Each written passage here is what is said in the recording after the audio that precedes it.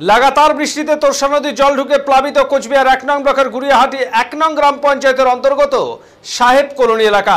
শনিবার সংশ্লিষ্ট এলাকা পরিদর্শনের পাশাপাশি বন্যা কবলিত এলাকার বাসিন্দাদের শুকনো খাবার বিলি ও খিচুড়ি খাওয়ানোর ব্যবস্থা করলেন কোচবিহার ১ নং পঞ্চায়েত সমিতির সহকারী সভাপতি আব্দুল কাদের হক। এদিন তাদের সুরক্ষিত স্থানে নিয়ে যাওয়ার ব্যবস্থাও করেন তিনি। স্কুলে যাও।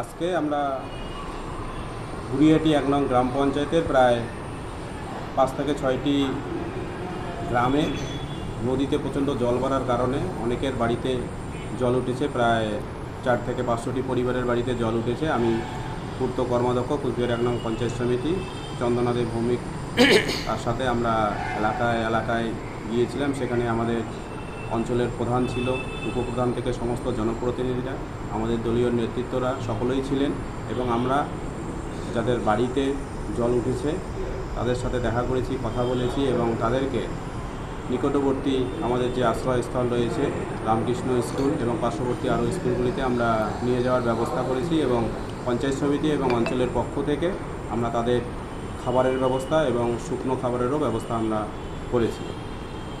গুড়িয়াহাটি ১ নং অঞ্চল এবং পঞ্চায়েত সমিতি কোচবিহার ১ সবসময় আমরা মানুষের পাশে আছি এবং সবসময় আমরা তাদের পাশে থাকব।